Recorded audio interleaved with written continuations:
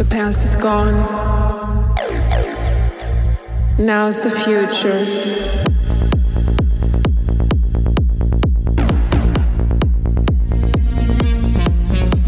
Good evening, wrestling fans, and welcome back to the Piledriver Pundit. And we are here with episode number 2. It's been a minute since I've been with you guys. Had a lot going on the past couple of months, but that's neither here nor there. It's time to get back into it. Time to get a regular groove going. Going forward, I may have a couple guests here and there. May just be me. But I'm going to aim to try and put out at least one episode per week. Eventually, I hope to get down to a specific date. I don't know if that's going to be Fridays or Saturdays or whatever. But I will have one day a week where I'm going to set aside time to record, maybe do any necessary editing, and get it out to you fine folks. The one thing that I can guarantee you here with this show is unfiltered.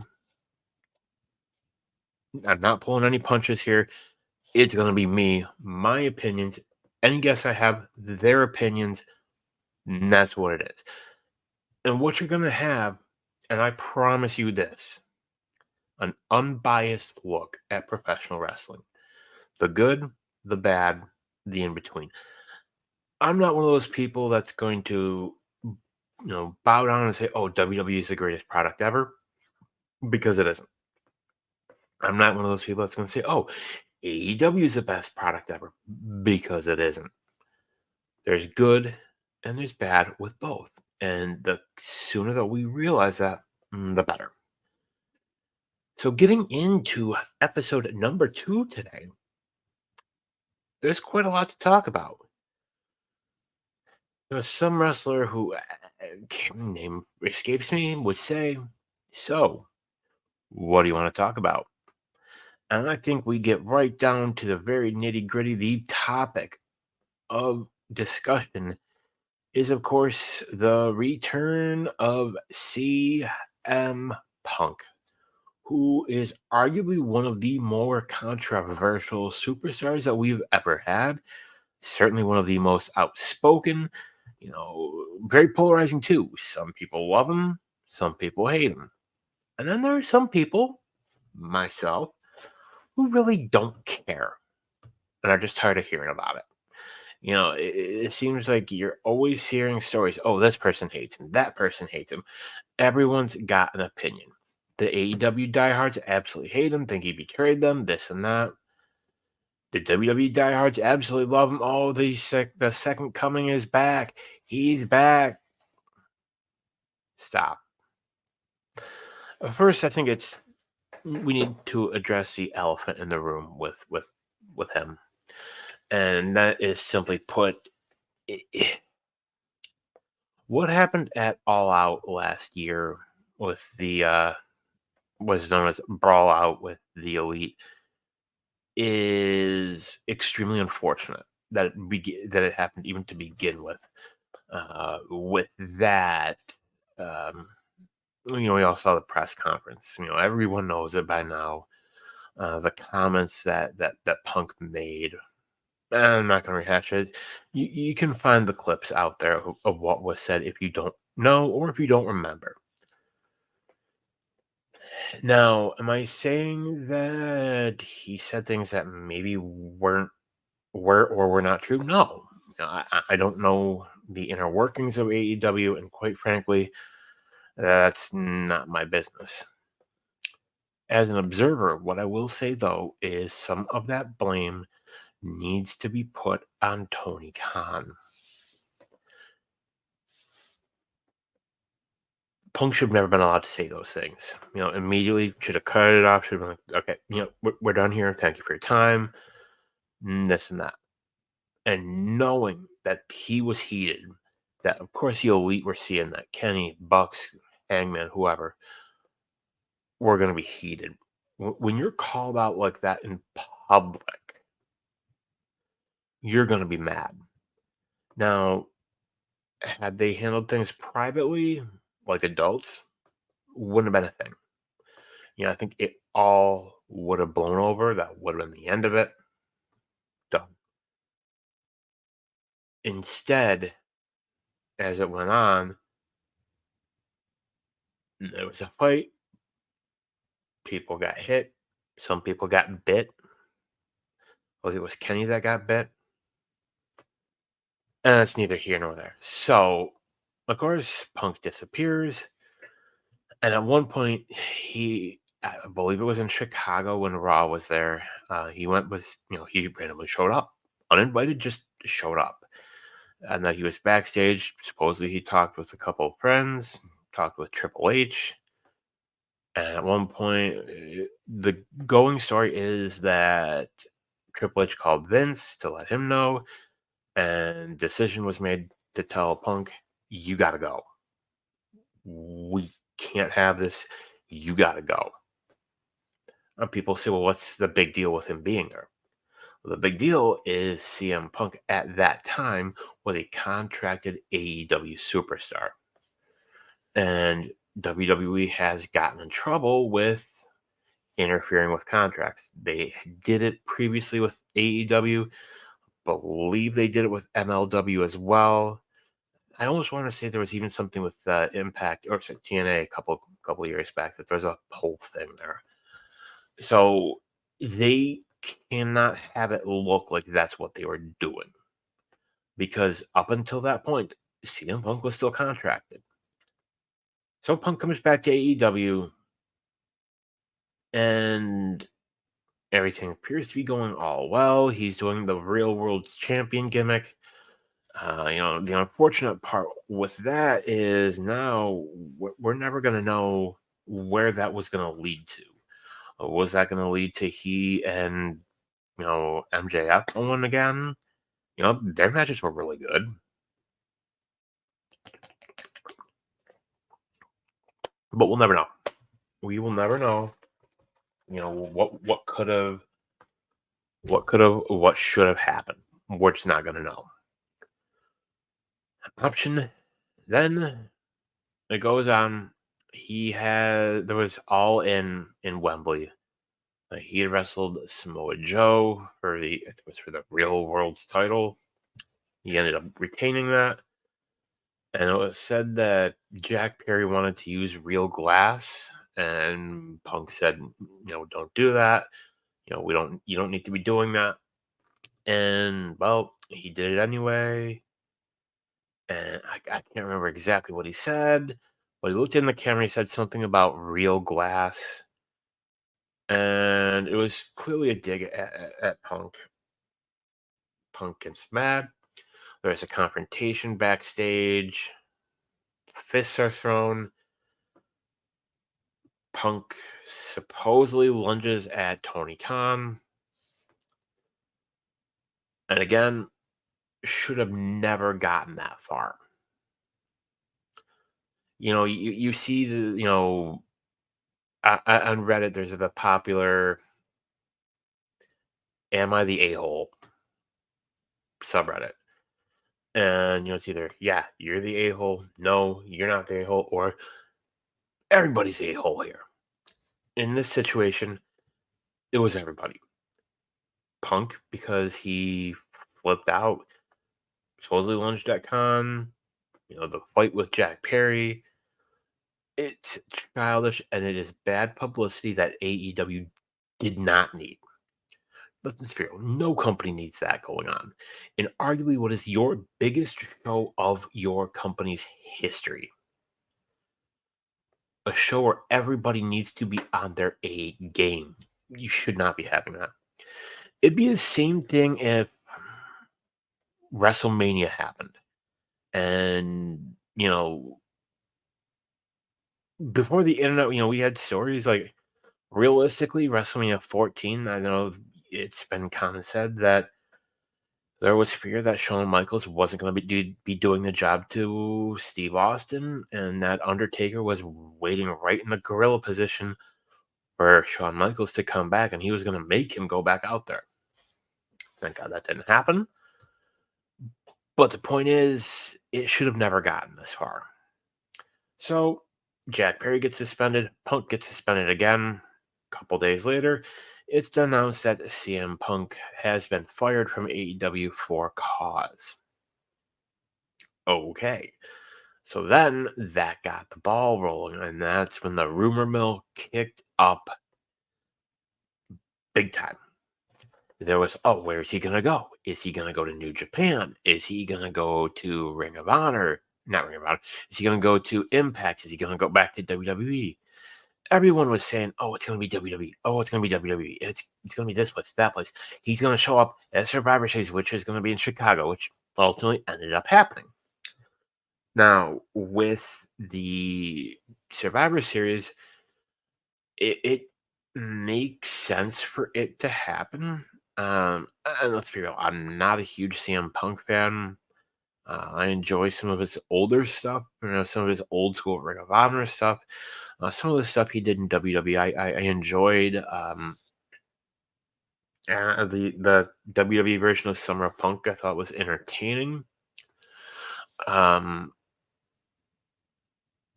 and then, of course, the night of the return, we saw the video of Rollins freaking out. And supposedly nobody knew that he was coming back. The only people that supposedly knew were Triple H and Nick Khan. Supposedly they were the only people that knew. Although I've got to imagine somebody in production had to know, whether that's Kevin Dunn. I think he's still there. Somebody knew. Somebody had to know that he was coming back. I don't know. I don't know if he didn't. It doesn't matter. So it looks like they are now building towards Seth Rollins versus CM Punk. Most recently, Punk said he's entering the Rumble, and that when he wins, he's going to go after Rollins. Obvious that Rollins doesn't like him. Now, the big thing also, supposedly there is a very strict clause in Punk's contract to prevent stuff like, the two fights in AEW from happening. And you look at what happened and who's to blame there. Initially, if it had just been brawl out, with the Elite versus Punk, yeah, I guess you could say that there was some blame on both sides. Yes, Punk said things. On the other hand, the Elite didn't have to get involved. They didn't have to, go to Punk's locker room and, and again, with that, nobody knows exactly what was said, and the people that do know aren't going to talk about it for legal purposes. Now, I have seen things from WWE diehards who say, well, if Rollins can behave himself, this and that. Okay, let's play devil's advocate here for a moment. Is Rollins really the guy you got to worry about? Has he ever had major backstage brawls where you had to have people pull him apart? No.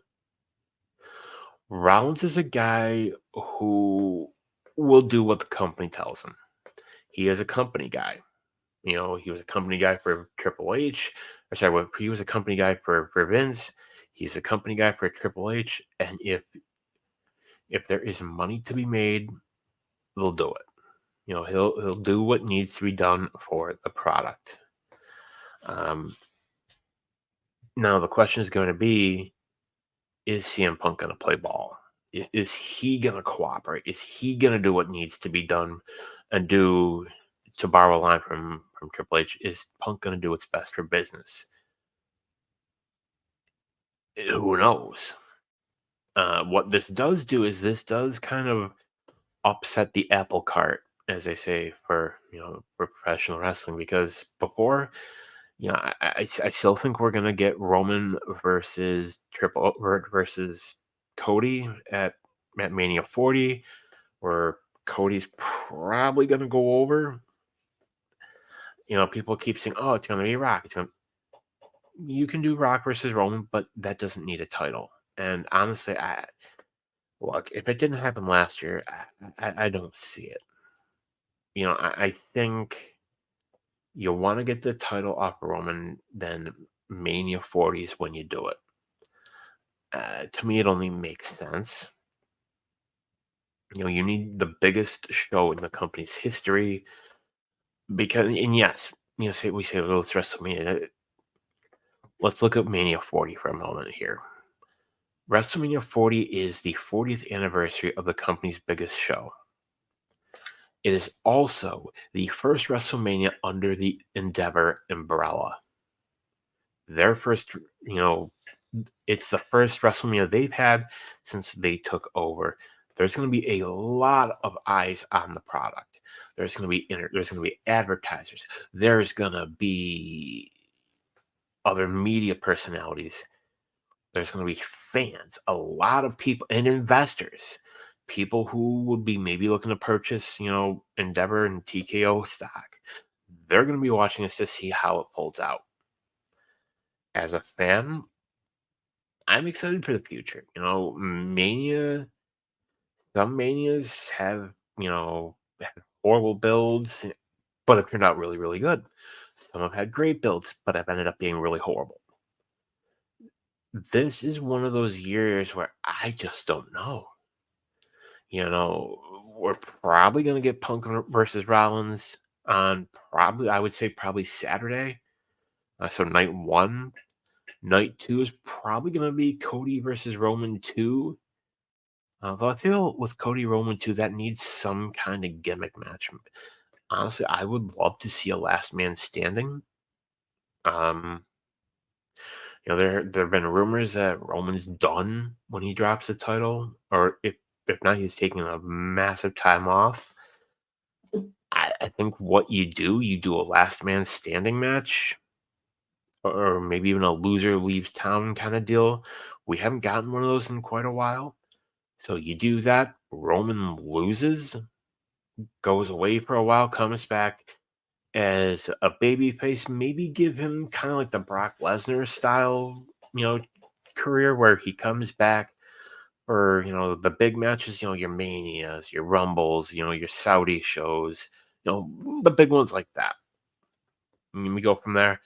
So I don't know. This whole Punk thing is very unique.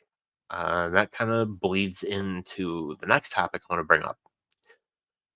WWE 2K24 and some of the rumors surrounding it. Almost immediately after Punk came back, one of the things people were saying was, "Oh, Punk's going to be the cover star. Punk's going to be the cover star. Oh, Punk's going to be the superstar showcase mode." And let's unpack that for a couple minutes, folks. Could Punk be in WWE 2K24? Yeah, he absolutely could. Could he be in the base game, non DLC? Maybe, more than likely, I'm going to say Punk's probably going to be a DLC character. And I'm going to tell you why. I think with this, Punk's one of those guys, and with the games, it takes a while to build a character. It's not like he was in 2K20. They removed him for 22 and 23. And, they can easily put him back in for 24 and just tweak him a little bit. No, it's not like that. Punk hasn't been in a WWE game since, I want to say 2K15, maybe 2K14. I don't know. I'm not, 100% sure when his last game was. Either way, they're going to have to build him from scratch, and that takes a while. Now, it is very, very tight for him to be in the game. Now, realistically, if the game was coming out in the old time, the old kind of release windows when the games were coming out in, October, November-ish, yeah, I would say that's possible. But 2K24 is probably going to be coming out in, I would say, March-ish. So that's right around when 23 and 22 came out, to correspond with WrestleMania. There's no way the Superstar Showcase would be CM Punk. There's just no time. It said that the deal came about within the last several weeks, like the week or two before Survivor Series. Um, Having said that, it's highly unlikely that they signed him and called up 2K and me said, "Hey, we got to get him in the Superstar Showcase. Get it done." Highly unlikely, borderline impossible. I would say the likelihood of him being the Superstar Showcase on a percentage, I would say it's probably about a 99.5% chance that CM Punk will not be the Superstar Showcase. If they do the Superstar Showcase for 2K24, which we still don't know for sure they're going to do that this year. We don't know for sure it's coming back.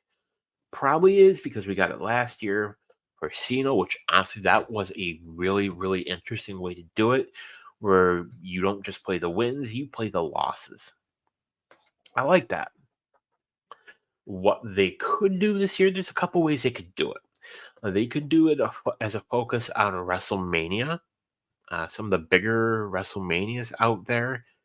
That'd be something that you could do. You could do a Superstar Showcase on Shawn Michaels, Mr. WrestleMania.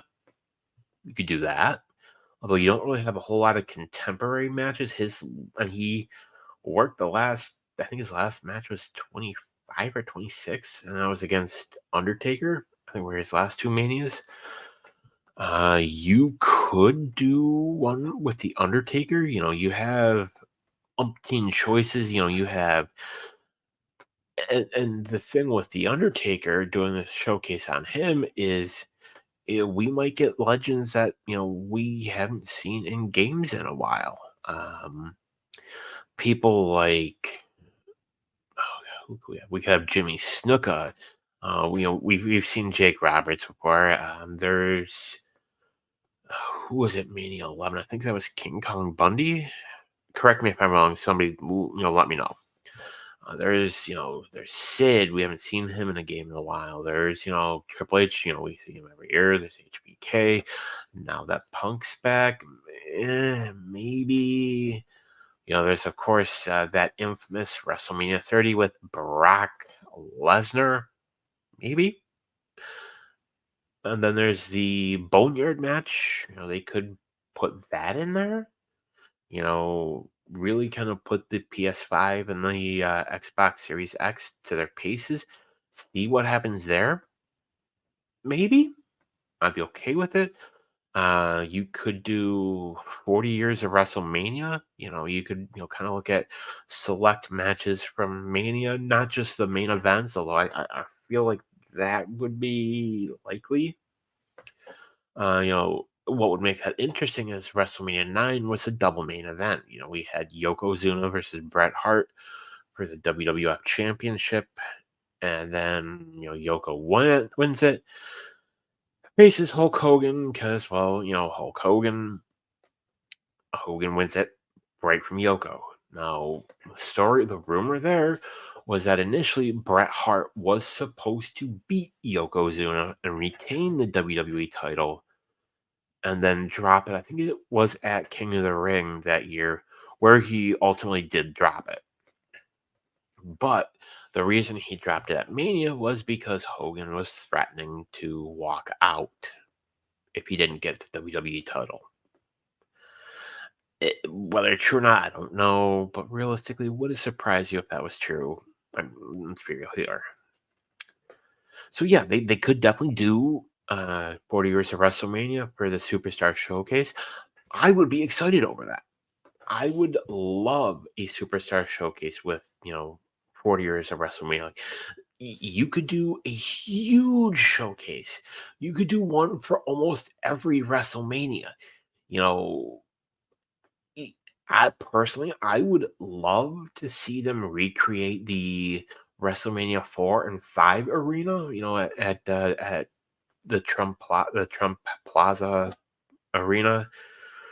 in Atlantic City. I would love to see that as an arena. I think that would be really, really unique. Uh, I don't know. I would just love to see that. Now, the other option that personally I would be willing to put money on this one is Superstar Showcase for Randy Orton. Orton is one of the last few guys who was there in the Ruthless Aggression era. You know, at this point, he's on like the Cena or Undertaker level. He's on that icon status. Orton is probably in his last run. And at this point, there's nothing left for him to do. Guaranteed, he's going to be in the Hall of Fame at some point. I would say within the next 5-10 years. You could go his whole entire career. You could do, the early days in OVW, which I think would be really cool. They've never done that before. We've never gotten like an OVW ring or anything like that. I'd like to see that. You could do the early days, where he was the blue chipper. You could do, the rise of evolution, I I don't. The only thing I think they would skip on is Rated RKO, even though that was a fun tag team because Edge ended up going over to AEW.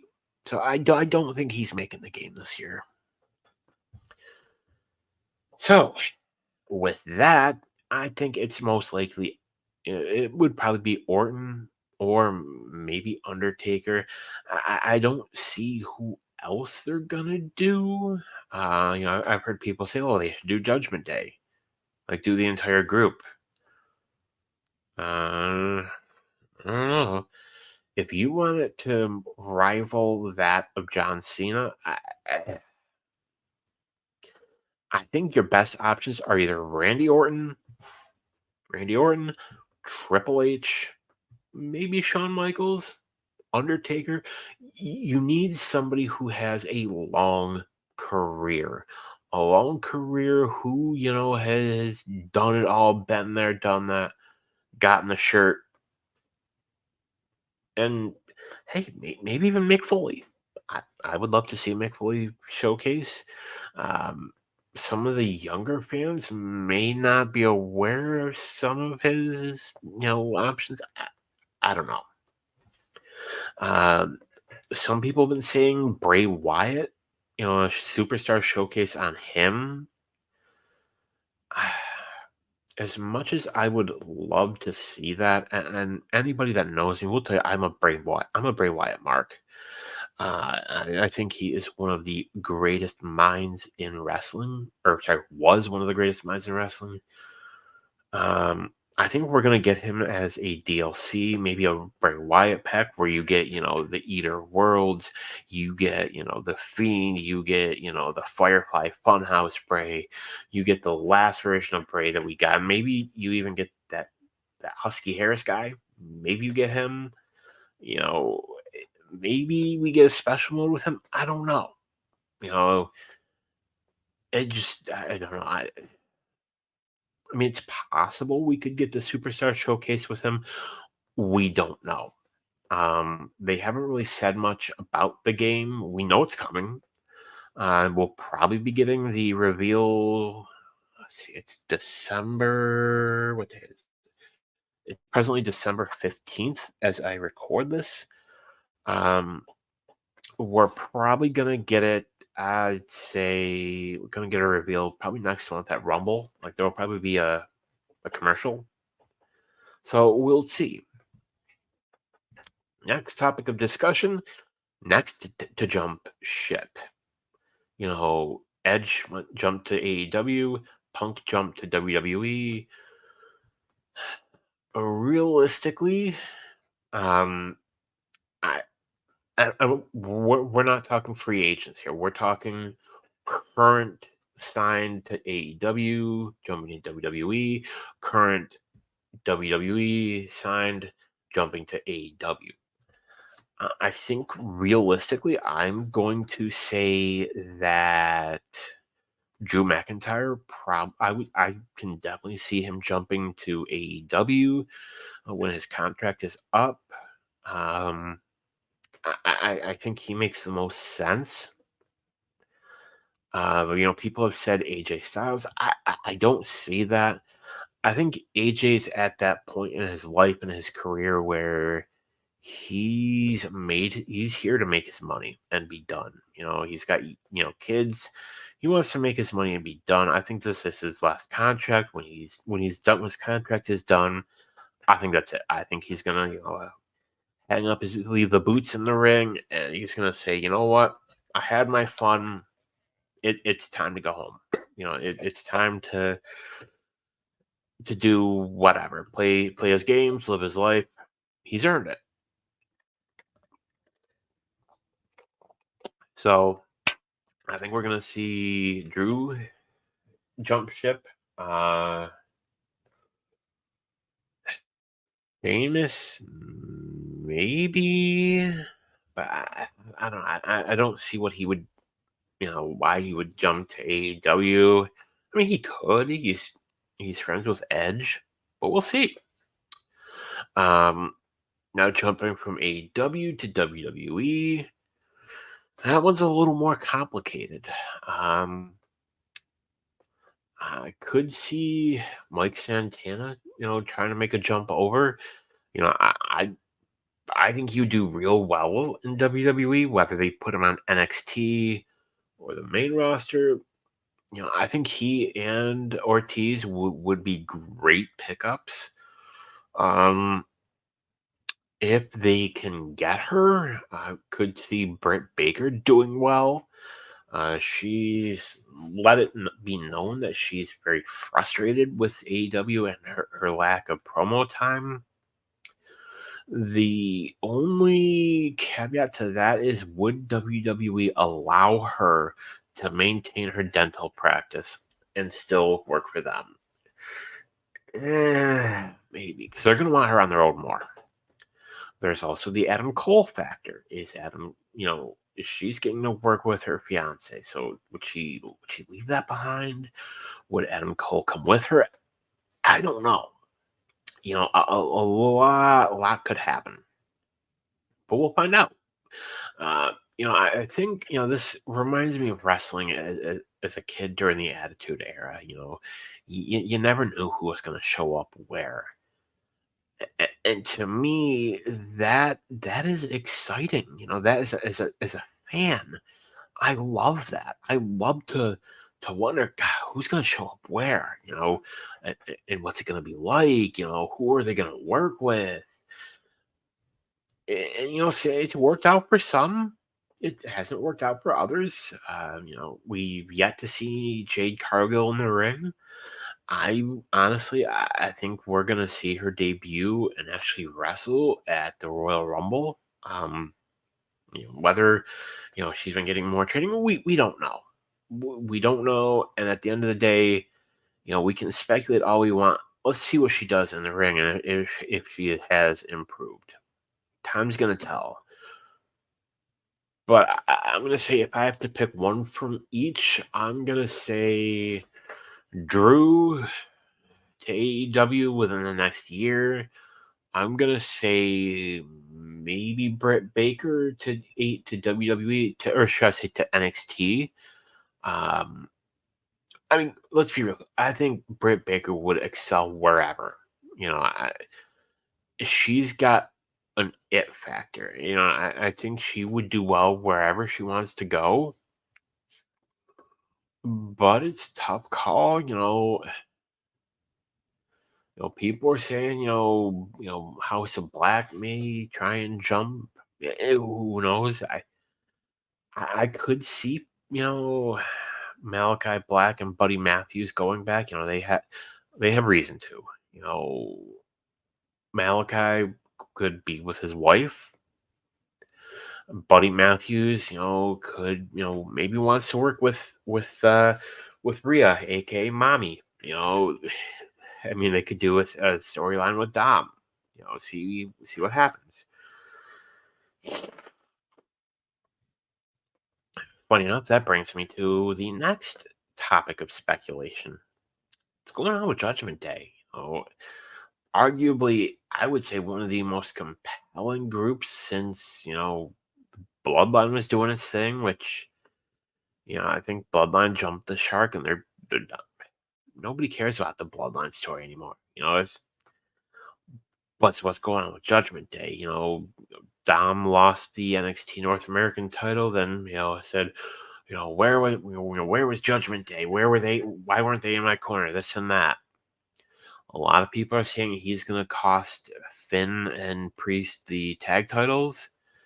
Whether that happens, I don't know. I hope they keep them together because they're compelling TV. But we'll have to see what happens there. Next topic: best wrestling related movies. Put that on there because I thought we've got Iron Claw coming out in a few short weeks here, maybe even a week. I'm not 100% sure. Looks to be a great movie. Zac Efron, a couple other people are in it as the Von Erich brothers. I think Efron plays Kevin Von Erich. I could be wrong. I'm looking forward to it. Any movie where we get about wrestling where it doesn't make wrestling look like a joke, I am all for that. As far as great wrestling movies, No Holds Barred, it can't be 80s fun. I didn't hate it, but and I've got it. It's a campy, corny 80s movie, and it is what it is. Best wrestling movie of all time, I gotta say The Wrestler with Mickey Rourke. Initially, the studio had wanted Nicolas Cage, and Nicolas Cage, the actor, the guy who was in Con Air and Face Off and National Treasure, not Nick Gage, not the man, the king, the god of this stuff. The Deathmatch King, Nick Gage. No, close, but different. And the nice thing is, Darren Aronofsky, the director of The Wrestler, talked to Nicolas Cage and said, "Hey, look, I know the studio wants you, but I really like Mickey Rourke for this part. I think it would do really well for him." And Nicolas Cage showed the respect and bowed out and said, "Yeah, go ahead. It's whatever." Studio finds out about this. They're like, "Okay, you can have him, but at half the budget." Okay. And I liked the movie because it had an indie kind of feel to it. It felt, kind of like an indie movie, but on a big budget. Great movies. And if you haven't seen it, check it out. Mickey Rourke is absolutely phenomenal. I believe he even won a Golden Globe and an Oscar, or maybe one or the other. I'm not sure exactly which. But check it out. It's one of my favorite movies. It's sad. It's compelling. It's a wonderful movie. And now that brings us to the last and final topic of the show: wrestling themes.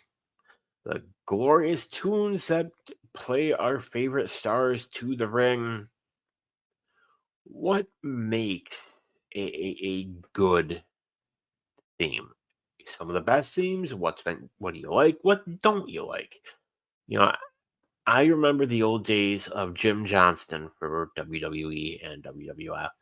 The guy who's created some of the most iconic entrance themes.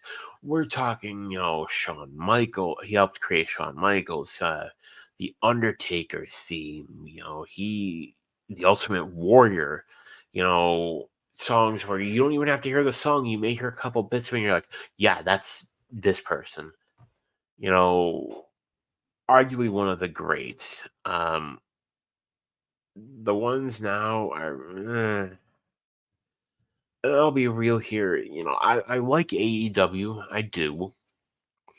Um, I'm not a fan of their theme music that some of the artists have. I do like MJF's theme, but that's not one they did.